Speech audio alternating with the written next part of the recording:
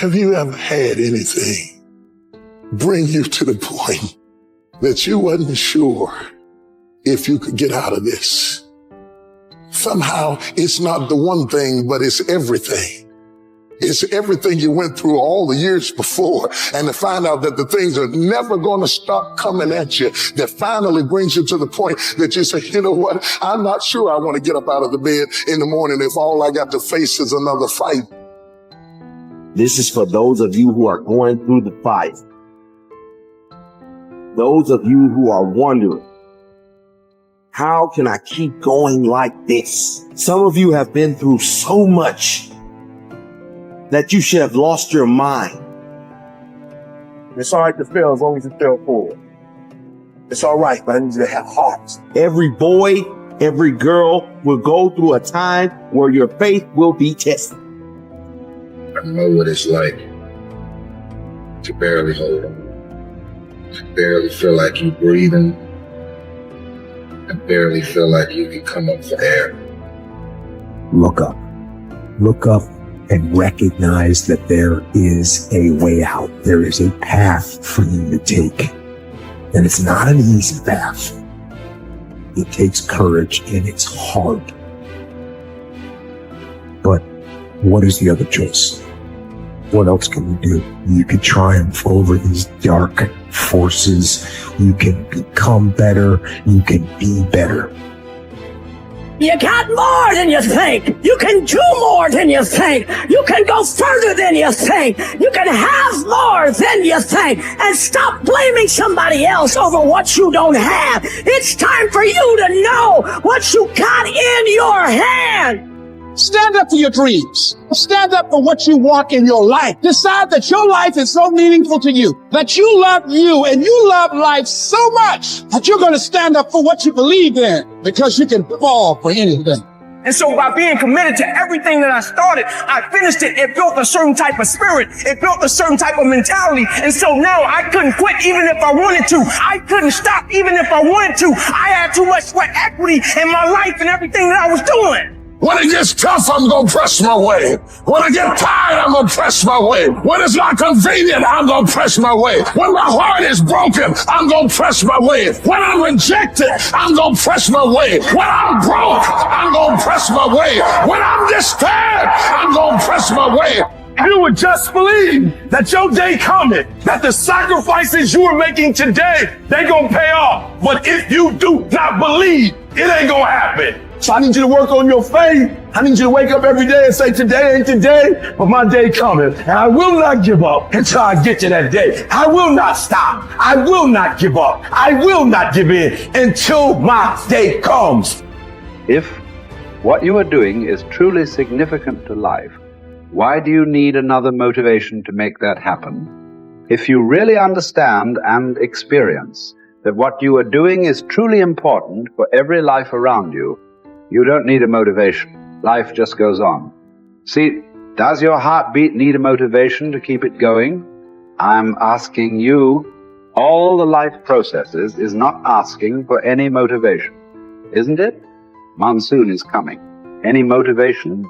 No. It's coming year after year because the natural process is going on. Simply like that. In you and me, life is on. What I'm telling you is, if you are doing something which is aligned with the fundamental life process of who you are, this can find a million expressions. It need not be just spiritual teaching. It can find a million expressions that what you are doing is aligned with your fundamental life process.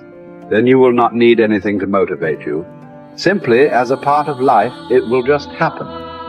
How much you do simply depends on how much time you invested on upgrading yourself. The problem with the world right now is people are always trying to upgrade their activity. If you upgrade your activity without upgrading yourself, you are bound to break up somewhere. It's like you went on a Formula One track because you want to be on a fast track, and you went with your Maruti 800. Suppose you hit the right kind of speed. All the four wheels will go in four different directions. It won't hold up. If you want to be in that kind of speed and that kind of track, you must prepare the machine. Upgradation of this one is important. If you upgrade yourself, activity will simply happen. Many people around me, many times think I'm superhuman because of the activity that I perform. This is not about being superhuman. If you explore the possibilities of being human, if you explore the possibilities of the immensity of being human, you will realize you don't have to be a superhuman. Being human itself is super. So you will not need any external drive or some other inspiration. The very process of life will do it. It turns out 95% of who we are by our midlife is a set of memorized behaviors, unconscious habits, hardwired thoughts and attitudes, conditioned emotions that are so familiar to us that it doesn't even feel like fear, or it doesn't feel like sadness. It's just who we are. So it usually takes crisis or trauma or disease or diagnosis or your lowest point in your life where you're knocked to your knees. And for that moment, you actually have a view of yourself outside of yourself. You can see yourself from a different state. The facade, the whole illusion is over. And that's when a person really begins to think about what they've been thinking about. They begin to notice how they speak or how they act. And I think they begin to pay attention to those feelings on a more regular and conscious basis. And the word meditation, I looked this up because when I started my journey, I'm very scientifically minded. The word meditation, the symbol means to become familiar with. So then the first step to change, if you wanted to create a new life, you have to change. It's change your personal reality. You have to change your personality.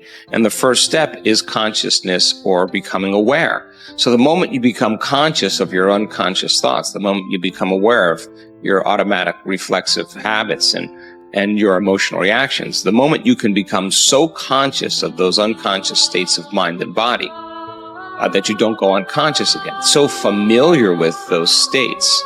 And how many times do we have to forget or go unconscious till we no longer forget or go unconscious and we stay conscious?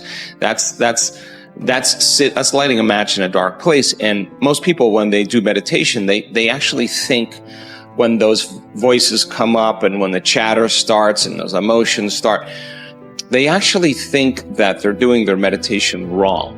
And I want them to know that they're actually doing it right, because you're coming up against those thoughts that slip by your awareness unnoticed or unchecked by many people. You all of a sudden catch how you speak, and people say, if I really want to be happy, let's think about this. I don't want to complain. I don't want to blame. I don't want to make excuses. I don't want to feel sorry for myself. I'm going to stop that. Now that's breaking a habit of being yourself. That takes a lot of energy and a lot of awareness, and our environment then, the circumstances, our environment are always available for us to think and feel equal to everything in our life, So the environment for many people, as we said earlier, controls the way they think and feel. So when they respond to their coworker, when they respond to the news, when they respond to the traffic in their life, that response causes them to return back to those unconscious programs.